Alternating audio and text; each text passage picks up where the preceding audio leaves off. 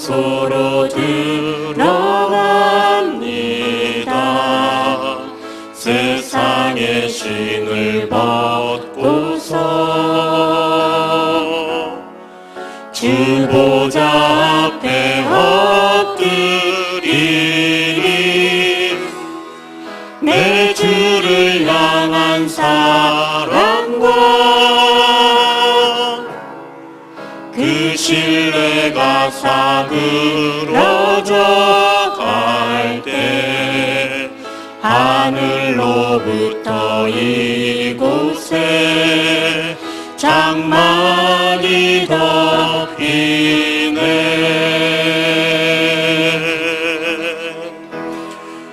이곳을 덮으소서.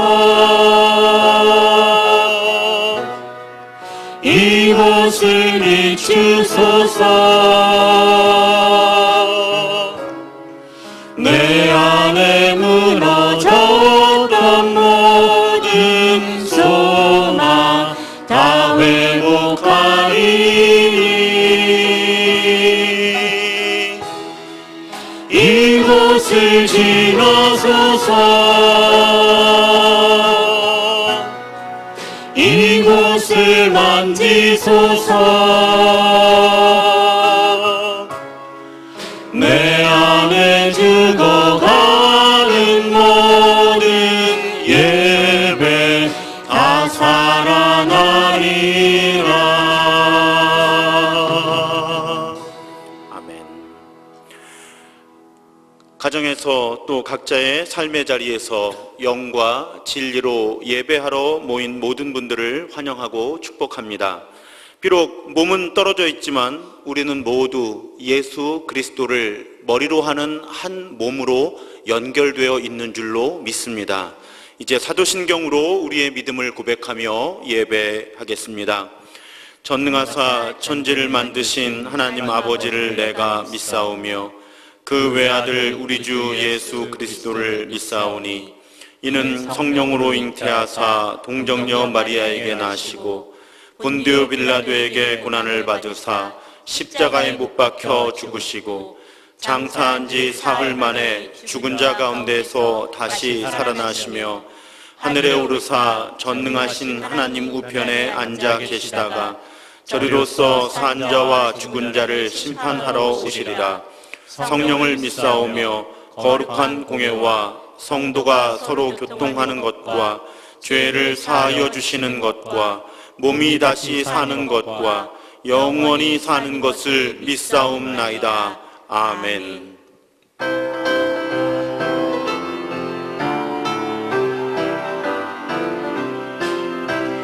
이 세상의 모든 일 밝히시는 주의 보혈 성자 예수 그 귀한 피 찬송하고 찬송하세. 주님 앞을 멀리 떠나 길을 잃고 헤맬 때에 나의 뒤를 따라오사 친히 구원하셨도다. 흰 눈보다도 흰 눈보다도 주의 흘리신 보혈로 이게 씻어주옵소서.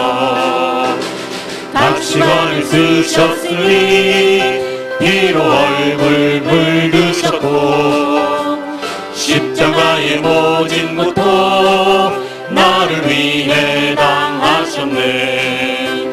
말로 형용할 수 없는 구세주의 구속하신 그 은혜와 크신 사랑 찬송하고 찬송하세. 흰 눈보다도 흰 눈보다도 주의 흘리신 보혈로 이게 씻어주옵소서. 아버지를 멀리 떠나 바른 길을 저버리고 여러 가지 죄악으로 주홍같이 되었으니 물 같은 것 가지고는 씻을 없을 수가 아주 없네. 주여 귀한 몸의 피로 날 정결케 하옵소서. 흰 눈보다도 흰 눈보다도 주의 흘리신 보혈로 이에 씻어주옵소서. 주의 흘리신 보혈로 이에 씻어주옵소서.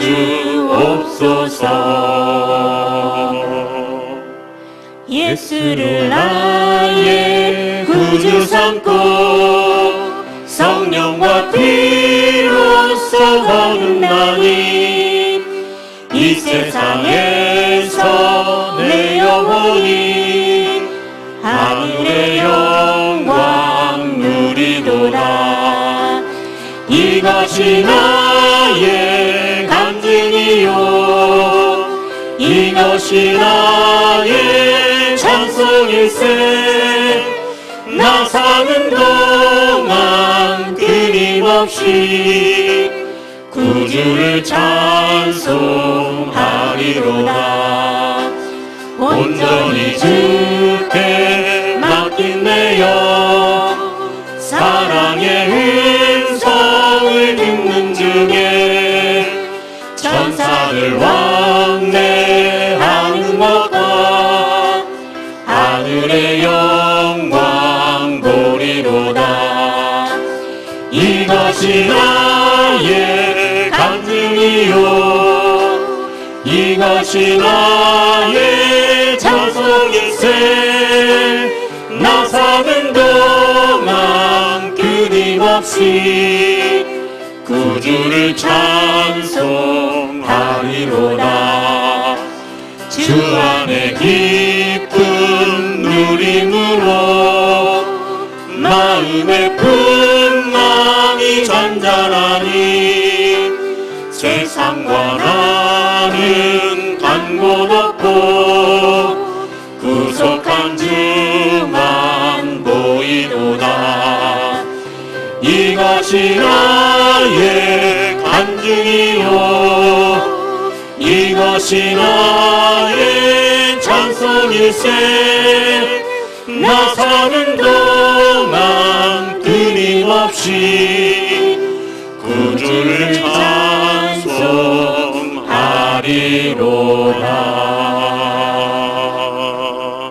주께 와 엎드려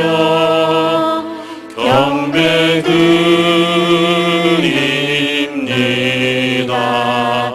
주 계신 곳은 기쁨 가득. 무엇과도 누구와도 바꿀 수 없네. 예배드림이 기쁨 됩니다.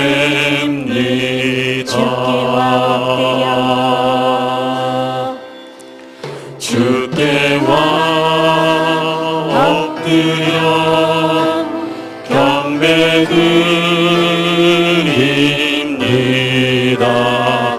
주 계신 곳엔 기쁨 가득. 무엇과도 누구와도 바꿀 수 없네. 예배드림이 기쁨 됩니다.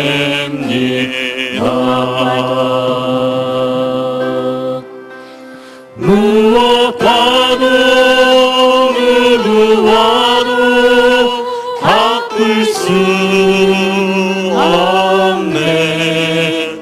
예배드림이 기쁨 됩니다.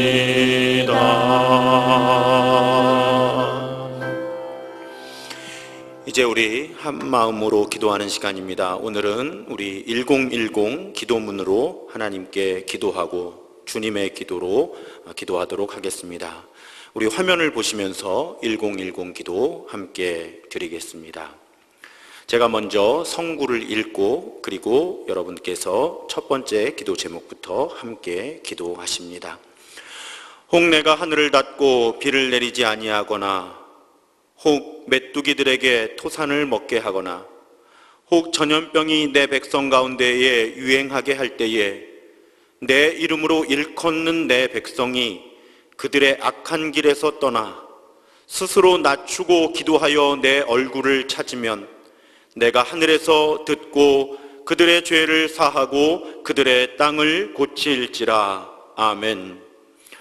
코로나 바이러스 감염으로 고통받는 확진자들과 그들의 가족들을 위해 기도합니다. 빨리 몸과 마음의 건강을 회복하고 다시 일상으로 돌아올 수 있도록 그들을 도우소서.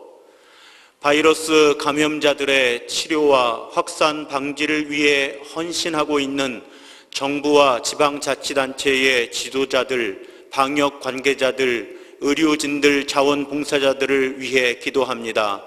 그들에게 이 상황에 가장 적절한 정책과 방법들을 찾아내서 실행할 수 있는 분별력과 용기를 주시고 무엇보다도 그들의 건강을 지켜주소서. 경영에 어려움을 겪고 있는 자영업자들과 고용의 불안 속에서 고통받는 노동자들을 위해 기도합니다. 광야에서 만나를 주셔서 살게 하셨던 하나님께서 우리에게 일용할 양식을 주옵소서. 또한 정부와 국회가 생계가 어려워진 사람들을 위한 적절한 지원 정책을 마련하도록 그들을 이끄소서. 이 땅의 교회들을 위해 기도합니다. 이 상황 속에서 교회가 영과 진리로 하나님을 예배한다는 것이 무엇인지, 하나님 사랑과 이웃 사랑을 실천한다는 것이 무엇인지 교회들로 하여금 깨닫게 하셔서 지금의 어려움이 건강하고 성숙한 그리스도의 몸이 세워지는 디딤돌이 되게 하여 주소서. 하나님, 회개합니다. 이 어려움 속에서 다른 사람의 책임을 비난하고 자기 이익만을 추구하는 나와 우리의 타락한 생각과 행동을 깨닫고 버리게 하시고, 교회에 모여 기도하고 예배할 수 없을 때 더욱 각자의 삶의 자리에서 예배하고 기도하고 사랑을 나누게 하소서. 예수님의 이름으로 기도합니다. 아멘. 이어 우리 함께 주님의 기도를 드립니다. 하늘에 계신 우리 아버지여, 이름이 거룩히 여김을 받으시오며 나라가 임하시오며 뜻이 하늘에서 이루어진 것 같이 땅에서도 이루어지이다. 오늘 우리에게 일용할 양식을 주시옵고 우리가 우리에게 죄 지은 자를 사하여 준 것 같이 우리 죄를 사하여 주시옵고 우리를 시험에 들게 하지 마시옵고 다만 악에서 구하시옵소서. 나라와 권세와 영광이 아버지께 영원히 있사옵나이다. 아멘.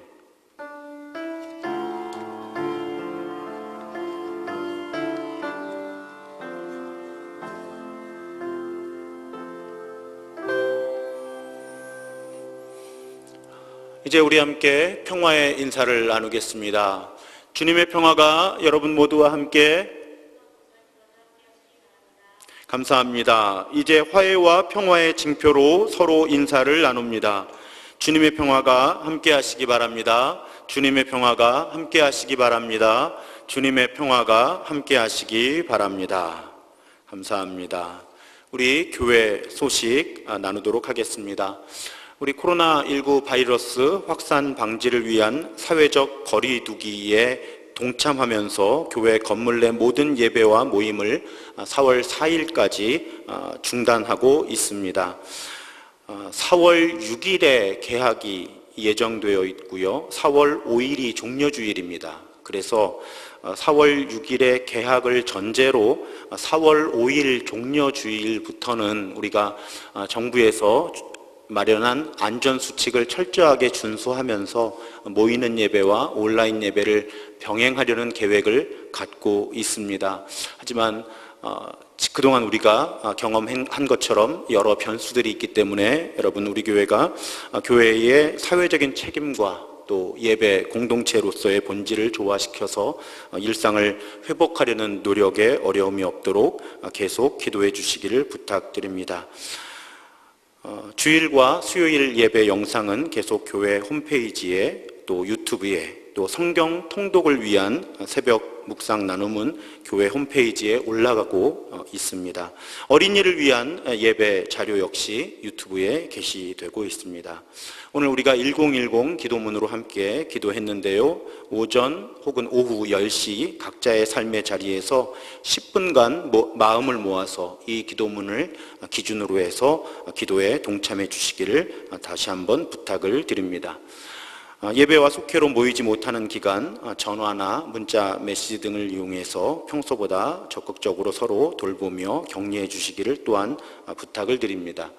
우리 목회자들은 계속 교회 사무실에서 섬기고 있습니다. 목회적 돌봄이나 행정 지원이 필요하신 분들은 사무실로 연락해 주시면 감사하겠습니다. 헌금은 모아두셨다가 교회에 오실 수 있을 때 드리시거나 온라인 헌금을 이용해 주시면 됩니다. 코로나 바이러스의 어려움을 겪는 이웃들을 돕기 위한 헌금을 했으면 좋겠다 하고 말씀해 주시는 교인들이 계신데, 우리가 첫 번째 예배 모일 때 이 문제에 대해서 나누려고 준비하고 있습니다.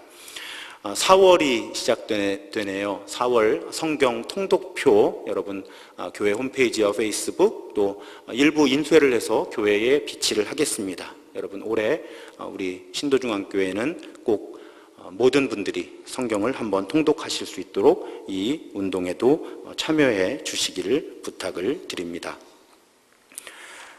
오늘 우리에게 주시는 하나님의 말씀 마가복음 14장 53절로 65절의 말씀입니다.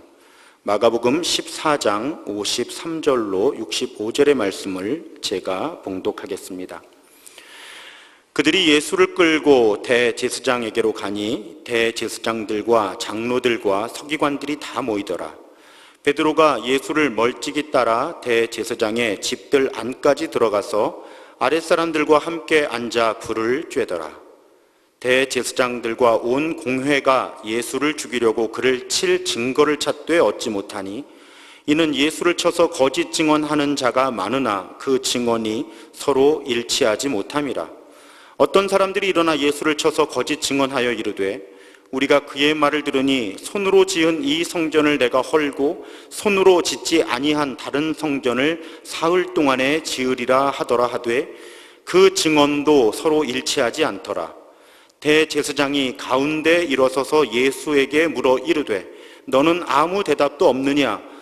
이 사람들이 너를 치는 증거가 어떠하냐 하되 침묵하고 아무 대답도 아니하시거늘 대제사장이 다시 물어 이르되 네가 찬송받을 이의 아들 그리스도냐? 예수께서 이르시되 내가 그니라. 인자가 권능자의 우편에 앉은 것과 하늘 구름을 타고 오는 것을 너희가 보리라 하시니 대제사장이 자기 옷을 찢으며 이르되 우리가 어찌 더 증인을 요구하리요? 그 신성모독하는 말을 너희가 들었도다. 너희는 어떻게 생각하느냐 하니 그들이 다 예수를 사형에 해당한 자로 정죄하고 어떤 사람은 그에게 침을 뱉으며 그의 얼굴을 가리고 주먹으로 치며 이르되 선지자 노릇을 하라 하고 하인들은 손바닥으로 치더라. 아멘. 오늘 말씀을 시작하면서 우스갯소리를 좀 하려고 합니다. 우스갯소리를 들으시면 여러분 웃으시는 것이 정상적인 반응입니다. 온라인으로 예배를 드릴 땐 이 부분이 제일 어렵습니다. 청중들이 안 계시기 때문에 도대체 청중들의 반응이 어떨 것인가 하는 것을 이렇게 예측하면서 말씀을 전하는 것이 그리 쉬운 일은 아닙니다. 자, 대학생 4명이요. 학교에 시험을 보러 가는데 같이 차를 타고 갔습니다.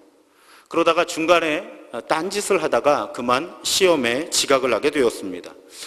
교수님께 이 학생들이 항변을 합니다. 교수님, 차를 타고 오다가 그만 타이어가 펑크가 나는 바람에 저희들이 늦었습니다. 제발 시험을 치르게 해 주십시오.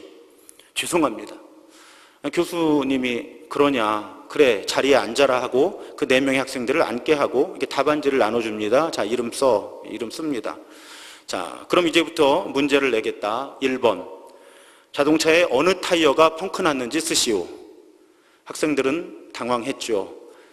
펑크 났다고 거짓말을 할 계획까지는 했는데 어느 타이어가 펑크 났는지까지 말을 맞추지 못한 겁니다. 본래 거짓말은 철저하게 말을 맞추고 연습을 해도 여러 사람에게서 일치된 대답이 나오기가 쉽지 않죠. 지금 예수께서 재판받고 계신 상황이 그렇습니다. 당시의 재판은 주로 증언에 의존할 수밖에 없었는데요. 그런데 그 증인들의 증언이 서로 일치하지를 않는 겁니다. 재판이 이루어진 곳은 공회 혹은 의회라고 번역된, 원어로 보면 산헤드린이라고 하는 곳입니다.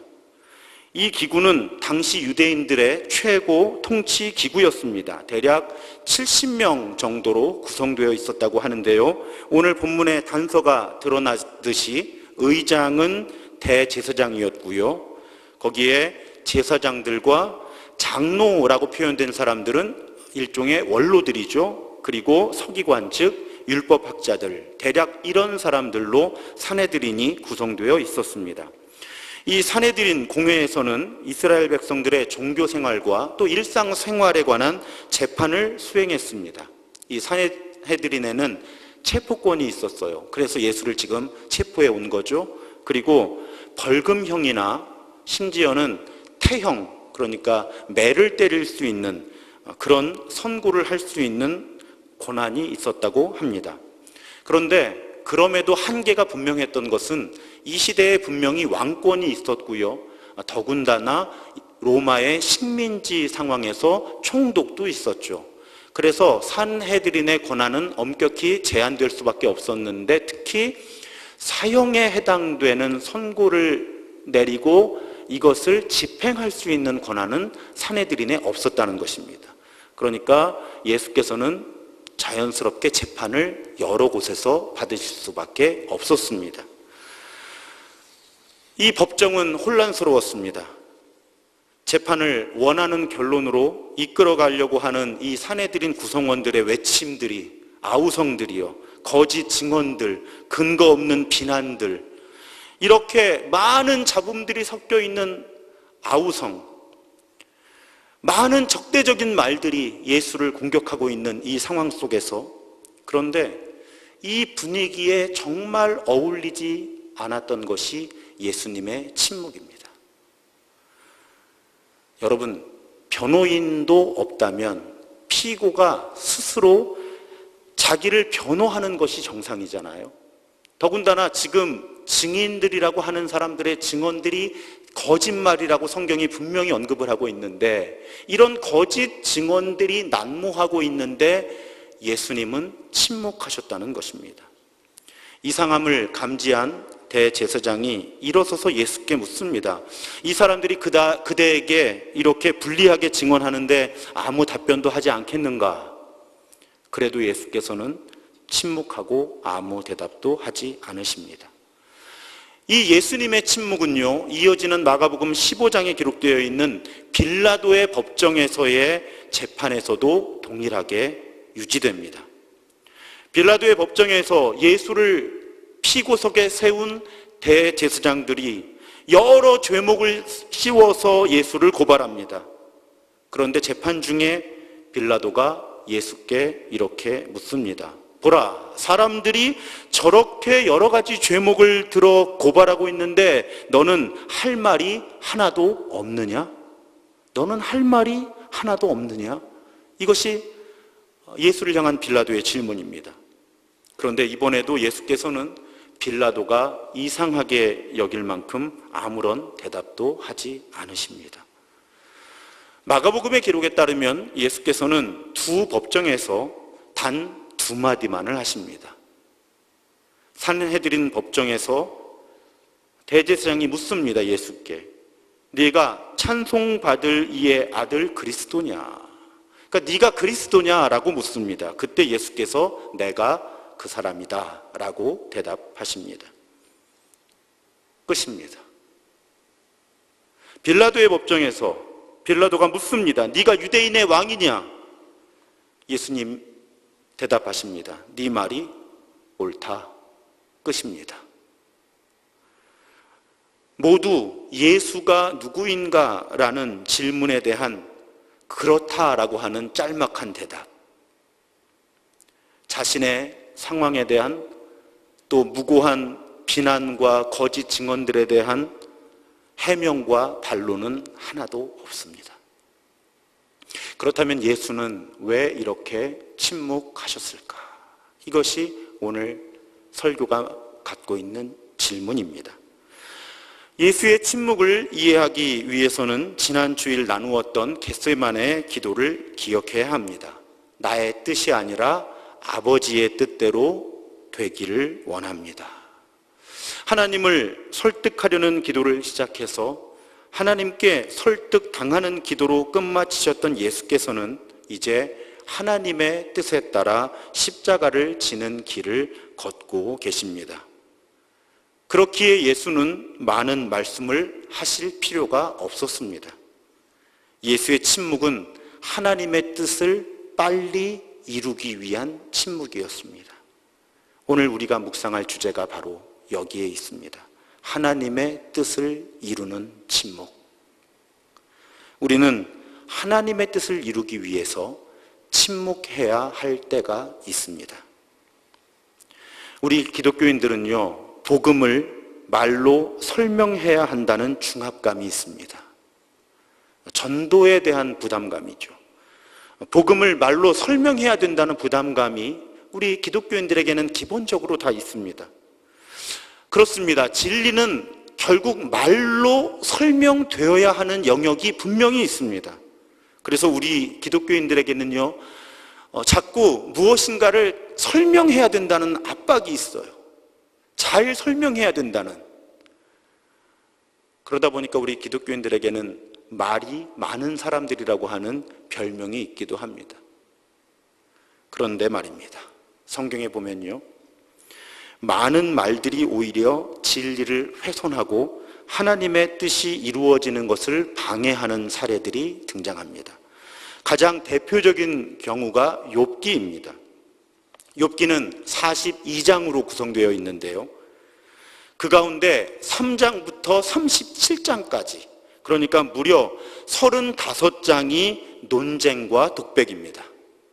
정말 긴 논쟁이 지루하게 반복되는 것이 욥기입니다. 그런데 그 논쟁의 주제는 사실은 단순합니다. 욥의 친구들은 욥, 네가 이런 고난을 당하는 것은 분명히 죄가 있어서 하나님께 벌을 받는 것이다. 그것이 하나님의 뜻이다. 이것이 욥의 친구들의 주장이에요. 성경을 봐라. 또 우리의 역사를 봐라. 하나님이 죄 없는 사람에게 고난을 주시겠느냐? 하나님은 죄가 있는 사람에게만 고난을 주신다. 그런데 욥, 너는 지금 고난을 당하고 있지 않느냐? 그러니까 네가 인정하지 않지만 너는 분명히 죄인이다. 그러니 빨리 회개해라. 욥의 친구들의 주장은 이 한마디로 압축이 됩니다. 욥의 주장은 반대로 이렇게 압축이 되죠. 나는 이런 심판을 받을 만큼 죄를 짓지 않았다. 이 지루한 논쟁이 35장에 걸쳐서 이루어지는 것입니다. 그런데 38장에서 자신을 마침내 드러내신 하나님께서는 이렇게 물으십니다. 38장 2절에 보면 무지한 말로 생각을 어둡게 하는 자가 누구냐? 이것이 하나님의 첫 음성이에요. 무지한 말로 생각을 어둡게 하는 자가 누구냐? 새 번역에서는 네가 누구이기에 무지하고 헛된 말로 내 지혜를 의심하느냐? 이렇게 하나님이 따지십니다. 그리고 38장에서 41장까지 욥이 하나님을 만나요. 하나님께 이야기를 듣습니다. 그 하나님과의 만남을 가진 욥은 42장에서 이렇게 고백합니다. 무지한 말로 이치를 가리는 자가 누구니이까? 나는 깨닫지도 못한 일을 말하였고 스스로 알 수도 없고 헤아리기도 어려운 일을 말하였나이다. 그러므로 내가 스스로 거두어드리고 티끌과 제 가운데에서 회개하나이다. 욥이 자기가 하나님에 대해서, 하나님의 뜻에 대해서 했던 수많은 말들에 대해서 그 한계와 오류를 인정하고 회개하는 것이 욥기의 결정적인 주제가 됩니다. 여러분, 욥기를 잘 이해하셔야 되는데요, 욥의 친구들은요 사실 객관적으로 보면 틀린 말을 하지 않았습니다. 객관적으로 보면 진리를 이야기한 거예요. 그런데 그들의 객관적인 진리는 적어도 지금 욥의 상황에는 들어맞지 않았잖아요. 그들은 객관적인 진리를 가지고 하나님과 하나님의 뜻을 엄청나게 훼손한 것입니다. 여러분 보세요. 진리를 가지고도 하나님과 하나님의 뜻, 하나님의 주권과 하나님의 통치를 얼마든지 훼손하고 폄하할 수 있다는 것을 우리는 욥기에서 확인할 수 있습니다. 사랑하는 여러분, 우리는 하나님을 위해 많은 일을 하고 싶어 합니다. 그런데 시편 46편 10절은 이렇게 고백합니다. 이르시기를 너희는 가만히 있어 내가 하나님 됨을 알지어다. 너희는 가만히 있어 내가 하나님 됨을 알지어다. 여러분, 우리는 하나님을 위해 일해야 합니다. 그런데 역설적으로 우리가 일을 멈출 때 하나님이 하나님으로 드러나실 때가 많이 있습니다. 그래서 오늘 우리가 묵상하고 깨달아야만 하는 진리는 이것입니다. 우리가 많은 말을 해야만 하나님이 드러나시는 것이 아니고, 우리가 많은 일을 해야만 하나님이 드러나시는 것이 아닙니다. 우리가 많은 말을 해야만 하나님의 뜻이 이루어지는 것이 아니고, 우리가 많은 일을 해야만 하나님의 뜻이 이루어지는 것이 아닙니다. 그렇기 때문에 우리는 하나님의 뜻을 이루기 위해 때로는 할 말이 있어도 침묵해야 하고요, 하나님의 뜻을 이루기 위해 할 수 있는 일도 하지 말아야 할 때가 있다는 것입니다. 오늘 산헤드린과 빌라도의 법정에서 침묵하신, 그리고 계속 묵묵하게 십자가의 길을 걸어가시는 예수께서는 바로 이 진리를 우리에게 깨우쳐 주시는 것입니다. 저는 오늘 설교를 위해 이 본문을 묵상하면서 자연스럽게 지금의 한국교회를 떠올리게 되었습니다. 제가 본래 설교하면서 한국교회 이야기 별로 안 합니다. 제가 한국교회 전체를 다룰 만한 인물이 못 됩니다. 그런데 오늘은 어렵지만 이 묵상을 나누고 싶습니다. 말씀을 묵상하는데요, 예수께서 그 산헤드린과 빌라도의 법정에 피고석에 서 계신 그 장면을 묵상하는데요, 자꾸 이 장면이 떠오르는 거예요. 그 피고석에 지금 한국 교회가 있어요.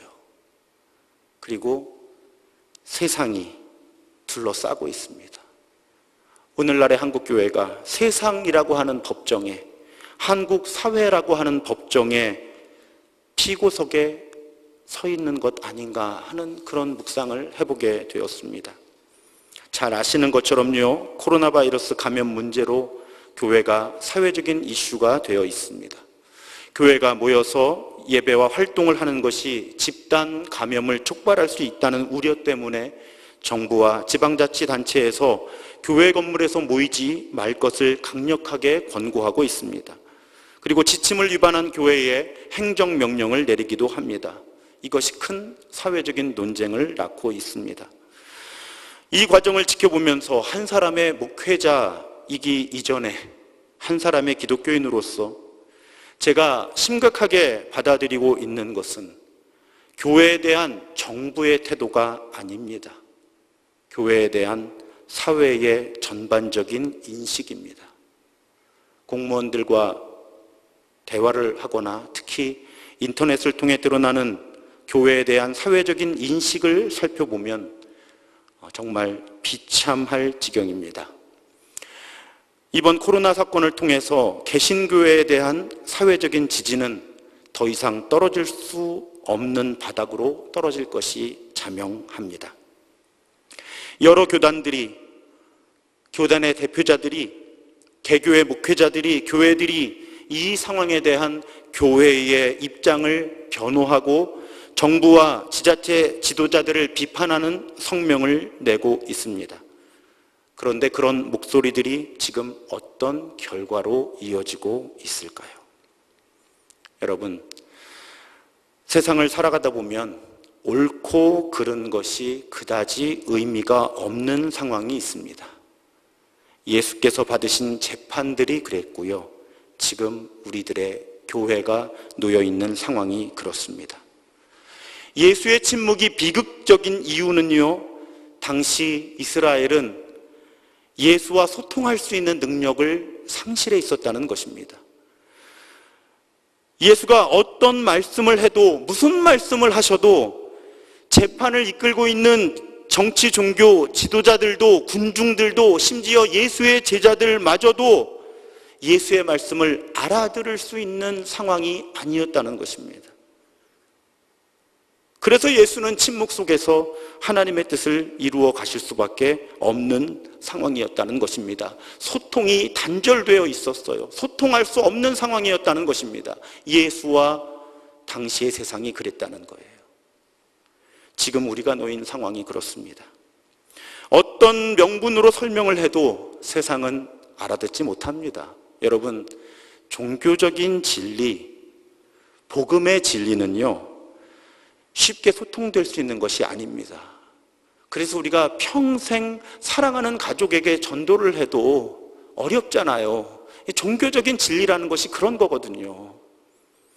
그런데 문제는 세상은 이제 더 이상 듣고 싶어 하지 않는다는 거예요.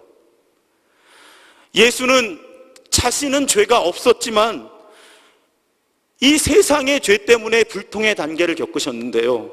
그런데 우리는, 한국교회는요, 우리의 잘못 때문에 이런 불신과 불통의 상황에 직면해 있습니다.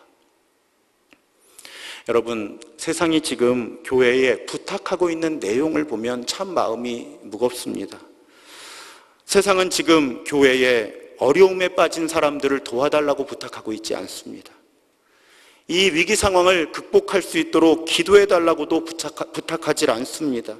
그저 단지 모이지 말아달라고 부탁합니다. 이것이 우리를 향한 세상의 기대예요. 모이지 말아 주십시오. 그런데 이 단순한 일 하나로도 우리는 세상과 소통하는 데 어려움을 겪고 있고요. 교회 간에, 또 목회자 간에 소통하는 데도 어려움을 겪고 있습니다. 여러분, 오해하지 않으셨으면 좋겠습니다. 저는 지금 이 순간에도요, 바이러스 확산 방지를 위한 엄격한 규칙들을 지키며 모여서 예배하는 교회들의 결정을 존중합니다. 제가 지금 말씀드리려고 하는 것은 모이느냐 모이지 않느냐의 문제가 아니고요. 지금 우리가 어떤 방식으로 세상과 소통을 하고 있고 해야 하는가의 문제를 말씀드리고 있는 것입니다. 여러분, 동의하시지 않아도 좋습니다. 저는 지금의 한국교회가 하나님의 뜻을 이루기 위해서는 말하기보다는 침묵해야 할 때라고 믿습니다. 할 말이 없어서 침묵하자는 것이 아닙니다. 하나님의 뜻을 이루기 위해 침묵하자는 것입니다. 부당한 말을 들어도요, 부당하다고 항의하기보다는 그냥 들어줘야 할 때가 있습니다. 예수도 하실 말씀이 없으셔서 그 상황을 침묵으로 감당하신 것이 아니잖아요. 우리도 지금 할 말이 없어서 침묵하자는 것이 아닙니다. 진리를 타협하자고 침묵하자는 것도 아닙니다. 그냥 지금은 하나님의 뜻을 이루기 위해서 우리가 침묵해야 할 때이기 때문에 침묵하자는 것입니다. 아예 말하지 말자는 것도 아닙니다. 예수께서도요, 예수가 그리스도다, 예수가 왕이시다 라고 하는 질문에는 대답하셨습니다. 진리에 대한 본질적인 질문에는 대답을 하신 것입니다. 우리도 진리에 대한 본질적인 질문에는 대답해야죠. 소통해야 합니다. 말해야 합니다. 하지만 우리가 어떤 말을 세상을 향해 할 때 우리의 말을 통해 이 세상이 하나님이 어떤 분이시고 교회가 어떤 사람들인지를 어떻게 인식할까, 이 말을 듣고 세상이 이 우리의 말을 듣고 하나님이 어떤 분이시라고 생각하게 될까, 교회가 어떤 사람들이라고 생각하게 될까? 이 질문을 품고 매우 신중하게 고민하고 기도하면서 세상과 소통해야 한다는 것입니다. 저는 이러한 소통의 방식을 교회 중심적인 소통에서 선교적인 소통으로 우리가 방향을 바꿔야 한다고 정리해 봅니다. 여러분, 이런 태도는요, 세상의 눈치를 보며 세상의 인기를 신경 쓰는 태도가 아닙니다. 우리가 그렇게 선교적으로 소통하려고 애써야 하는 이유는요, 결국 세상을 복음으로 설득해야 하는 것이 우리가 존재하는 이유거든요. 우리가 예수 그리스도의 에클레시아로 이렇게 모이는 가장 근본적인 이유와 본질적인 사명은 우리가 예수가 그리스도라고 하는 그 복음을 가지고 세상을 설득해서 온 세상이 예수를 그리스도로 고백하고 하나님의 통치 안으로 들어오게 하는 것이 우리의 존재 이유거든요. 그런데 우리가 세상의 불신을 받으면 그 사명을 감당할 수 없게 되거든요. 오늘날 많은 교회, 또 교회 지도자들이 세상을 향해 소통하는 방식을 보면요, 목사인 제가 보아도 공감이 빠져 있어요. 그냥 교회를 이해해 달라고 하는 언어가 너무 강해서요, 우리가 세상을 이해하려고 하려는 태도가 너무 부족합니다. 공감이 없는 소통으로는 설득할 수 없습니다. 지금은 옳고 그름을 따지기보다는요, 어려움과 두려움에 공감하며 마음을 보듬어야 할 때입니다. 옳고 그름으로 논리로 이기면서 마음을 잃으면 더 큰 손해를 보는 때거든요. 여러분, 교회가 옳고 그름에서 이기고 세상의 마음을 잃으면 우리는 본질적인 사명을 감당할 수 없게 되기 때문에 그렇다는 것입니다. 지금 우리가 올바르게 소통하지 않으면요, 우리는 전도와 선교의 토대를 스스로 무너뜨리게 되는 큰 잘못을 범하게 됩니다. 고린도전서 4장 20절은 이렇게 말씀합니다. 하나님의 나라는 말에 있지 아니하고 오직 능력에 있습니다. 하나님의 나라는 말에 있지 아니하고 오직 능력에 있습니다. 지금 우리는 말로 진리를 증명하려고 할 때라기보다는 우리의 능력을 세상에 보여주어야 할 때입니다. 말로 진리를 설명하려고 하기보다는 묵묵하게 그 진리를 살아내는 노력이 우리에게 필요합니다. 예수는 침묵한 채 십자가의 길을 걸으셨습니다. 우리도 침묵하면서 십자가의 길을 걸어야 할 때입니다. 더군다나 지금 우리는 사순절을 지나고 있고 고난주간을 앞두고 있지 않습니까? 언젠가 제가 목회하던 어린이들에게요, 사순절에는 자기가 좋아하는 것 한 가지를 절제하고 포기하는 영성훈련을 해야 한다고 이야기를 한 적이 있습니다. 그때 한 어린이가 이렇게 대답하더라고요. 목사님, 저는 공부를 제일 좋아해서요, 사순절 기간 동안에 공부를 안 하려고요. 그 다음에 좋아하는 게 독서인데 사순절 동안에는 책도 읽으면 안 되죠. 물론 그 아이의 의도가 무엇인지 여러분 잘 아시겠죠. 부모님이 바로 옆에 계셨는데 당황해 하셨고요, 그런 게 아니야 라고 막 아이에게 다그치셨습니다. 여러분, 우리가 제일 좋아하는 게 모여서 예배하는 거잖아요. 그런데 우리는 지금 모이지 않는 것이 우리 교회를 향한 하나님의 뜻이라고 믿으면서 모이지 않고 있습니다.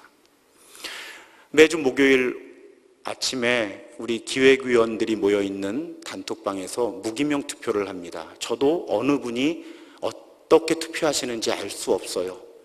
한 주간 변수들을 쭉 나누고요, 그러면 이번 주일에 우리가 모일 것인가 모이지 않는 것인가, 무엇이 우리를 향한 하나님의 뜻인가를 분별하고 투표합니다. 지금까지는 모두 7대 0으로 한 분의 반대나 기권이 없이, 여러분 오해하지 마십시오. 제가 질문을 올리면서 모이지 말자고 기획위원들 설득하지 않습니다. 저는 단서들을 쭉 드리고요, 어떤 것이 하나님의 뜻인지를 각자 기도하는 마음으로 소신 있게 투표하자고 그렇게 부탁을 드립니다. 우리 기획위원들의 마음이 그 투표를 할 때마다 참으로 무겁습니다. 그렇지만 우리는 지금까지는 모이지 않는 것이 하나님의 뜻을 이루는 것이라 믿으며 모이지 않아 왔습니다. 이제는 보다 적극적으로 무엇을 할 것인지도 고민해야 하겠습니다. 아까 하나님의 나라는 말에 있지 않고 능력에 있다, 성경이 말씀하는데 그 능력이 무엇일까요? 무엇보다도 사랑하는 능력 아닐까요? 우리가 세상에 보여주어야 할 능력은 사랑하는 능력인 줄로 믿습니다. 이제 그 실천을 해야 할 때지요. 우리 교회가 그리 큰 교회가 아니고 우리 교회도 가진 자원이 많지 않지만요. 그래서 제가 오늘 주보에 교회들이 어떻게 지금 이 어려움에 동참하면서 세상에 도움이 되고 있는가를 간략하게 정리해 드렸습니다. 이제 우리가 모일 수 있게 되면 특히 부활절이 다가오고 있기 때문에 우리가 예수 그리스도의 부활을 감사하며 드리는 이 부활절 감사 헌금을 통해서 지금 어려움을 겪고 있는 이웃들을 사랑해야 하지 않을까, 그런 기도를 하고 있고요. 우리 기획위원들과 협의를 해서 곧 여러분에게 알려드리도록 하겠습니다. 요한일서 3장 18절은 말씀합니다. 자녀들아, 우리가 말과 혀로만 사랑하지 말고 행함과 진실함으로 하자. 지금 이 땅의 교회들은요, 말과 혀로 할 수 있는 일들은 잠시 줄이거나 멈추고요, 행함과 진실함으로 이 세상 속에서 하나님의 뜻을 이루어 가야 할 줄로 믿습니다. 사랑하는 여러분, 말씀뿐만 아니라 침묵을 통해 예수는 진리를 선포하셨고요, 하나님의 뜻을 이루셨고 하나님의 이름을 높이셨습니다. 무엇보다 예수는 묵묵하게 십자가를 지심으로 하나님의 뜻을 이루셨습니다. 하나님의 이름을 높이셨습니다. 무엇을 말하는 것보다 말하지 않아야 할 때가 있고, 무엇을 하려고 하기보다는 하지 말아야 할 때가 있습니다. 과연 지금 우리는 무엇을 말해야 하고 무엇에 침묵해야 할지, 지금 우리는 무엇을 해야 하고 무엇을 하지 말아야 할지, 우리 신도중앙교회가 이 고민과 토론과 기도 가운데 깨어서 이 어려움 속에서도 하나님의 뜻을 이뤄가는 그런 공동체가 되기를 주님의 이름으로 부탁드립니다. 오늘 결단하려고 하는 찬양은 나의 영혼이 잠잠히라는 찬양입니다. 우리의 영혼이 잠잠히 하나님만 바라고 우리의 영혼이 간절히 하나님을 갈망하며 하나님의 도우심을 구하는 찬양입니다.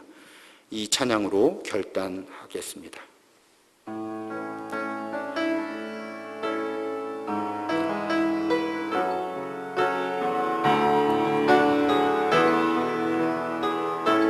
나의 영혼이 잠잠히, 나의 영혼이 잠잠히 하나님만 바라며 나의 구원이 그에게서 나는도다. 나의 영혼아 잠잠히 하나님만 바라라. 나의 소망이 저에게서 나는도다. 오직 주만이 나의 반석, 나의 구원이시니.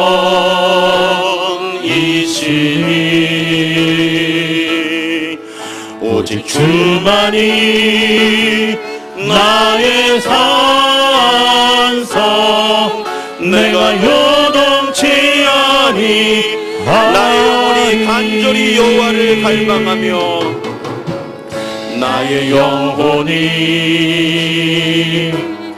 간절히 여호와를 갈망하며 나의 입술이 여호와를 찬양하리. 나의 영혼이 즐거이 여호와를 따르리니 나의 영혼이 즐거이 여호와를 따르리니 나의 평생에 여호와를 송축하리. 오직 주만이 나의 반석 나의 구원이시니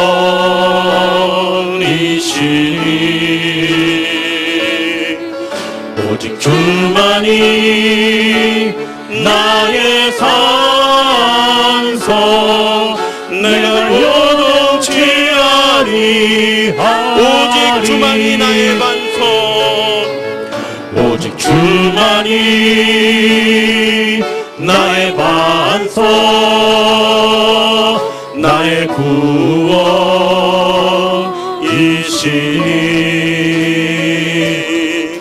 오직 주만이 나의 산석 내가 요동치 아니하리. 이제 함께 합심하여 기도하겠습니다. 하나님, 이 어려움을 지나게 하여 주옵소서. 하지만 단지 이 어려움을 지나가는 것이 아니라 이 어려움을 지나가며 우리가 더욱 그리스도의 몸된 교회로 빚어지게 하여 주옵소서. 우리 한 사람 한 사람이 더욱 하나님의 자녀로 하나님의 백성으로 빚어지게 하여 주옵소서. 어려움을 당하는 모든 사람들을 하나님께서 도우시고 하나님께서 이 어려움 가운데 더욱 교회가 교회되게 하여 주옵소서. 그 간절한 바람을 담아 우리 통성으로 하나님께 기도하겠습니다.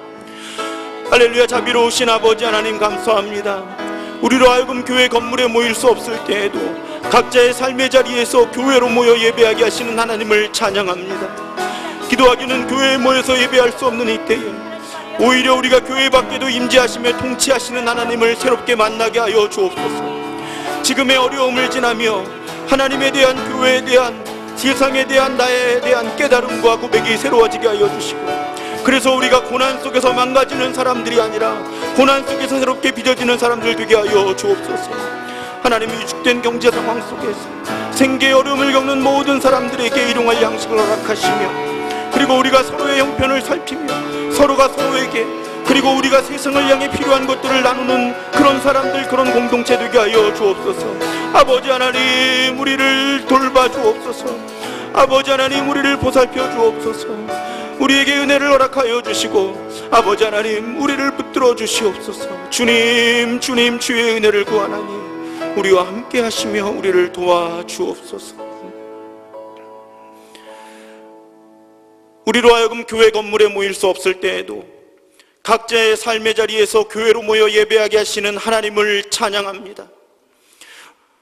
오늘의 어려움 속에서 하나님께서 이미 우리에게 허락하셨던 일상이 얼마나 소중한 것이었는지를 새롭게 깨닫게 하시니 감사합니다.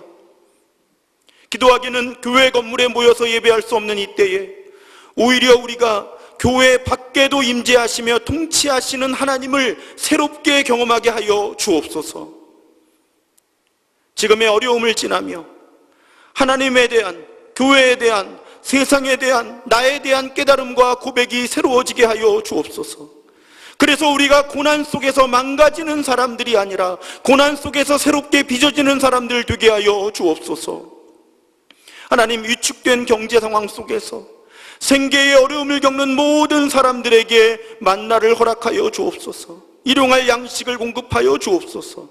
그리고 우리가 서로의 형편을 더욱 살피며 서로가 서로에게, 그리고 우리가 세상을 향해 필요한 것들을 나누는 사람들 더욱 되게 하여 주옵소서. 우리가 하나님 뜻대로 살면 우리 가운데 가난한 자가 없게 될 것이라 약속하셨습니다. 우리가 더욱 기도하고 나눔으로 그런 공동체, 그런 세상 만드는 일에 헌신하게 하여 주옵소서. 하나님, 지금의 어려운 때에 우리가 무엇을 말해야 하며 무엇에 침묵해야 하는지, 어떤 일을 해야 하고 어떤 일을 하지 말아야 하는지 분별하게 하여 주시고, 분별한 하나님의 뜻에 순종하는 우리가 더욱 되게 하여 주옵소서. 이 시간에 주께 드린 예물 하나님께서 기쁘게 받아주시고, 이 예물이 사용되는 곳마다 하나님께서 기뻐하시는 일들만 이루어지게 하여 주옵소서. 지금은 이 땅에 오셔서 묵묵히 십자가의 길을 걸어가신 그 십자가와 부활을 통해 우리를 구원하신 예수 그리스도의 은혜와 우리에게 일용할 양식을 공급하시는 성부 하나님의 무한하신 사랑하심과 우리 안에서 끊임없이 우리로 하여금 말해야 할 것과 침묵해야 할 것, 해야 할 일과 하지 말아야 할 일을 분별하게 하시는 성령 하나님의 교통하심이 오늘 예배를 통해 하나님의 이름을 높이며 새로운 삶의 방식을 결단한 모든 예배자들 위해 이제로부터 영원토록 함께 하시기를 간절히 축원하옵나이다. 아멘.